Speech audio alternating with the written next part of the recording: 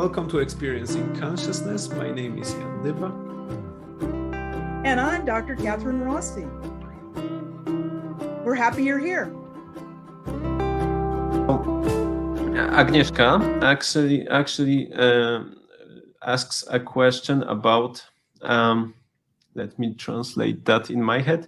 It goes, how Dr. Rossi explained the emergence of automatic ideo-motor finger movements during the creative process in a trance, and how are ideo-motor movements related to incubation stage, if they are. That's from me. Can they be considered a manifestation of that stage? And plus, is ideo-motor signaling a form of executive control? And then there's a comment. In my experience, ideo-motor movements appear regardless of the depth of trance. And I could actually agree with that also. Going further, which is what they mean. So what do they actually mean? I am addressing these questions to you and to Dr. Kathryn Rossi. Okay, so these are the questions concerning ideo-motor movement, ideo-motor signaling. So before actually answering those questions, maybe we could explain to people that don't know what ideo-motor movements and ideo-motor signaling is, what that actually is. Oh, well, brilliant minds think alike. I was just thinking this was the place to start as well. So, motor is movement, right? So we know that. So something is moving. So ideo-motor is some part of your body is moving in response. More often than not in hypnosis, it's the hands. The hands are so expressive in daily life anyway. And so when you go into a trance, often the hands are windows into the mind. Plus, they are most represented in the motor cortex and sensory cortex, right? Hands. Yep, that darn homunculus, those hands go forever. Exactly. So it's actually very possible that if you want to see something that is very delicate, some delicate signals, then hands would be the best part to actually experience them, because it has that possibility of actually doing. It's easy. It's easy and it's accessible.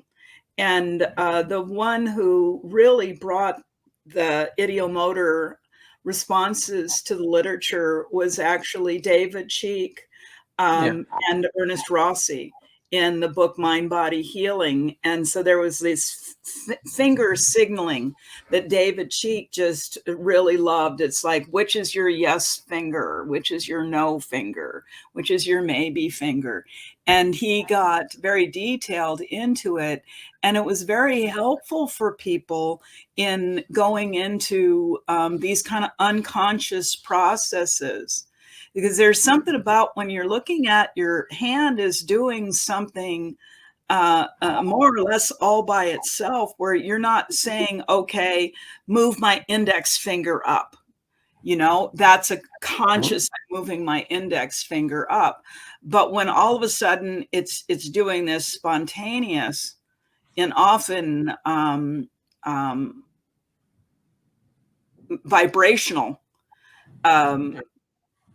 lifting or lowering or whatever, and much slower, so where it's not really, and irregular also, right? It twitches. And irregular. And so it's like so when a person is looking at their hand or a finger or something that's doing this, it's really interesting because it's unusual, and you're wondering, well, I'm not really making myself do this, except for I'm the one that's doing it.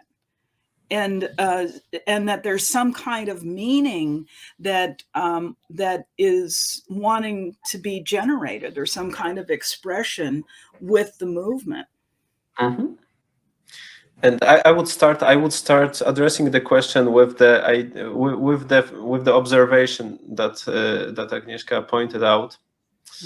Actually, these ideo-motor signals are not are not they actually appear regardless of the depth of trance, which is actually very cool, right?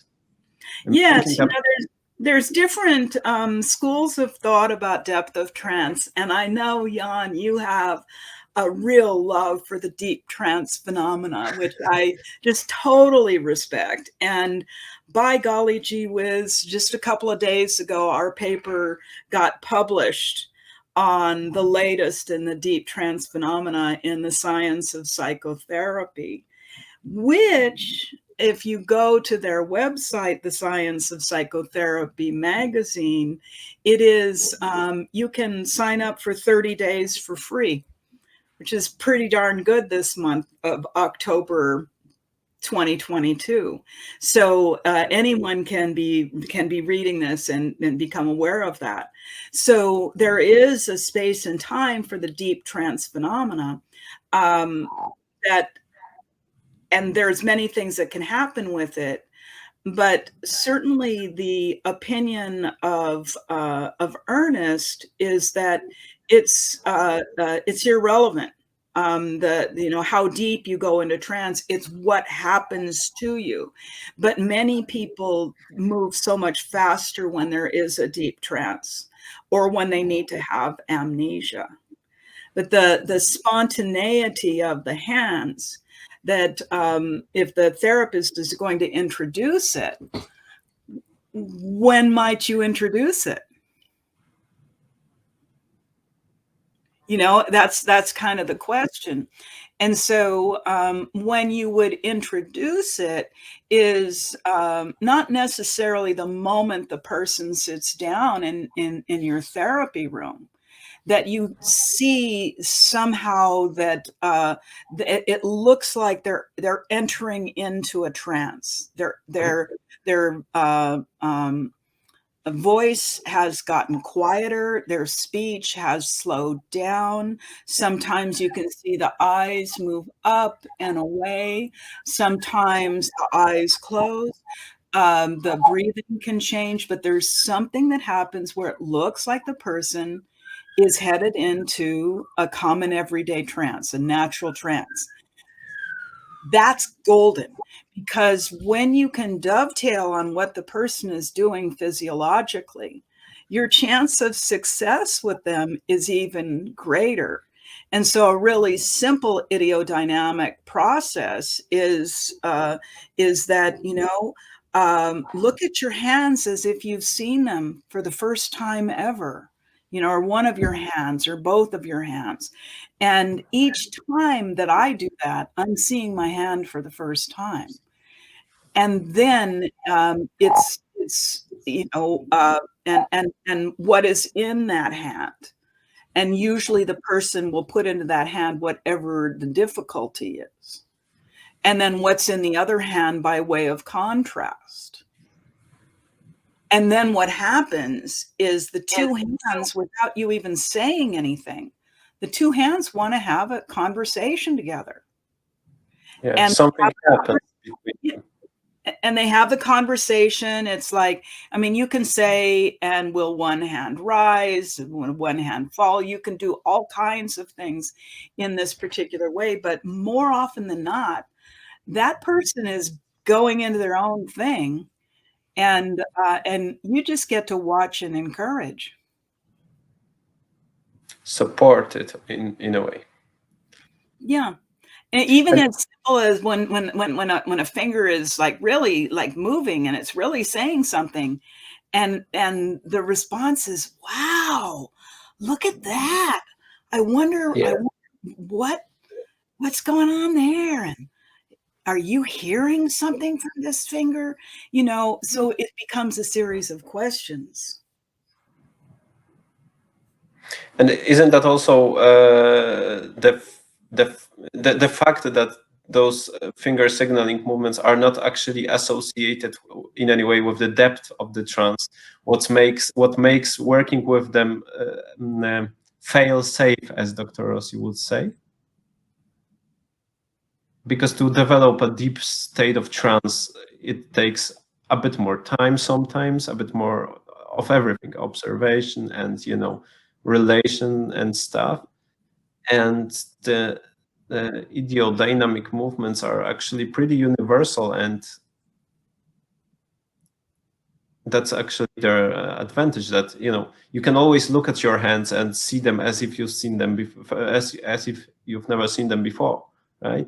And experience them in a different way. And that is actually a threshold, a door to deeper and deeper states of trance. And it's also something that's very easy to do in self-hypnosis. Mm-hmm.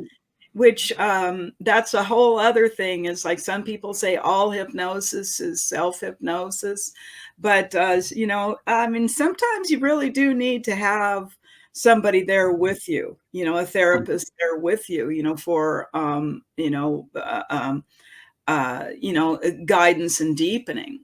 So an interesting story, Jan. When I met Ernie, it was at the Evolution of Psychotherapy in 1990. I never heard of Ernie. I never heard of Erickson. I just wanted to go to this big conference that the pillars of the field were going to be there, and I'd read their work and I wanted to go. So the day before, I had probably the biggest trauma of my life had happened. And I was falling apart all over the place. I was dissociating. I mean, it was really rough. And so I looked at the syllabus, and I didn't know who Ernest Rossi was, but his said, and this is not just for your clients, this is for you. And I said, that's where I'm going. This one's for me. And he gave, it was a 3-hour workshop, and he did very simple ideodynamic processes with the hands. And I participated in that, and I said to myself, I can go home and do this. And I'm going to do this exactly how he said. He said every hour and a half or two, when you go into your ultradian low, that's when you do this. And I'll tell you what, if I had the time, if I wasn't working, I sat in the chair and I did this. And in 2 weeks, my trauma was healed. The biggest trauma of my entire life was healed in 2 weeks. And so I thought, well, there's something to this now, isn't there? And that, but again, I entered with, listen, this seems like this could work, and there's no reason not to.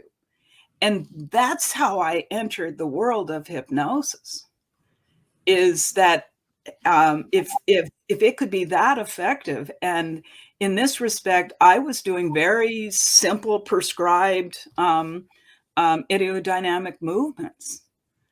And so when we can help people to understand the elements of self-hypnosis where they can continue to ratify and go deeper within themselves, I think that's really good. Now, her question was a little more specific than this, which is, in which stages do you find the ideomotor happening? Well, you definitely find it in stage 1. The inquiry, the question, you definitely find that, because as you're looking for the direction, that that on the simplistic side, the problem is in one side and the possibilities are in the other. That's the simplistic way, but it's really the problem. You search which hand does the problem want to be in, and then what Ernie would say, and by way of contrast, what's in the other hand. And so you're obviously talking about resources, possibilities, this sort of thing, but it was put in such a way, it's like that it's basically, well, what's the opposite of that, or what's the solution for that, without quite putting it in those sorts of direct terms. It's more like indirect. And then, es muy importante, as they say in Mexico, is that what's watching those hands? It's not just hands talking to each other. Heck, you can do that anywhere. But if you want to bring in the consciousness, there is an inner observer that's not critical. They're just plain watching what's going on with great interest. And so it's that the interplay has that component of the observer, and the observer can just experience, and then they can choose what they're going to take with them. That's why it's called the observer operator. So we know that the ideodynamic processes is in stage 1. In stage 2, it is golden because you can have this dialogue. And it's the working through the dark night of the soul, the anxiety, the, everything else that's in stage 2. Now, stage 3, ideodynamic processes have a tendency to be one of 2 things, one of 3. That either the hands, all of a sudden they come together in, they might be holding each other. They might be just at the fingertips. But where it's a decided, something has come together. You as a therapist don't necessarily know what. That's not important because it's come together for the client. The other thing is they could be completely far apart. And that it's like, nope, it's absolutely not coming together. And the third possibility is quiescence. It's just plain being quiet, where the hands just go to the lap and they're just really quiet and they're not expressive at all. And in stage 4, in the integration, generally they're not there. They don't need to be there, the ideodynamic. So is that making sense, this progression of how you see it? Yeah. I wonder if Agnieszka is with us. Maybe she could comment on that. If not, then maybe if she's going to be listening to us afterwards. Yeah. Because we want to answer that question. And, all of these questions, because they're so individual, we can only give a direction towards it. Now, could the hands be expressing themselves in stage 4? Sure, there's that, occasional genius of a person, who's able to have that in stage 4. But as we look at what is more likely to see, I think that that's what's important. And it's an excellent question, and I hope that that everyone feels encouraged to explore this a little bit more, of understanding a little bit more. There's a book written by Richard Hill and Ernest Rossi, The Practitioner's Guide to Mirroring Hands, that goes more and more into this. And there's another book, by golly, I'm trying to get this thing reissued, called The Symptom Path to Enlightenment, that Ernie and I wrote about these hand processes. And maybe you'll encourage me to say, now, Kathryn, it's time. Reissue this book. Now, come on, you can do it. But that, in my opinion, the simpler that we can make these for practitioners to experience and for clients to experience, the greater the possibilities of movement are. That I'm a person, before I met Ernie, I was a body-mind person, not a mind-body person. It's a body-mind. And so to me, when you can engage the body somehow, it all moves faster. And I'm all about that. I think we're put on this earth to become happy. We just have to figure out how to do it. So anything that's a little faster, in my opinion, that's great. That's a great quote, by the way. So yeah, so I mean, really, Jan, what we're about, you and I, and in this, in this podcast and in this live Facebook feed, is we want to encourage people. It's that I think I was telling you before we started. If people have more questions than answers in the end, then we've done a good job. That Yeah, exactly. Piquing your curiosity to go deeper, to find more, to enjoy your life even better, to be surprised with the strides that your clients make. And that, is partly encouraged by you, that to really enjoy that and lead that curious life without fear. I'll try. Hope. You do pretty well, Jan. Well, trying my best. By the way, to all those who are listening, you can also ask questions in real time if you have some, and we can try to answer these also as well. We've got some more prepared, but don't hesitate asking us more. And who knows what's going to happen, right? Right. Or questions for next time. And by the way, we are actually working with Agnieszka on a great article right now, and she's doing a horrendous job creating an incredible neurocognitive background for deep trance phenomena and stuff. So I actually would be very curious her answers to that questions. Absolutely. As well. Because she actually she knows what she's asking for. So Yes, well, and I trust that if we have not answered sufficiently, that she's going to call us to task. She's going to say, no, you didn't get this one, or you didn't get that one. That's how we learn. True. So I encourage that. So I encourage, and by the way, I encourage everyone and anyone who actually listens to us and has a question and ask the question, and we are answering these questions. If you want to add something or disagree with us, just do it without hesitation, right? Absolutely. You support me on that. Oh, absolutely. This is part of the fearless life that I lead. And if you ask me something and if I don't know the answer, guess what I'm going to say? I don't know. I'm going to be honest. I'm not going to make something up. But then what I'm going to do is I'm going to think about it. And I'm going to try to see if there's an answer. This was another episode of our Experiencing Consciousness podcast. Thank you for being with us. Thank you, Jan. You're the best. Be well, be happy, celebrate life.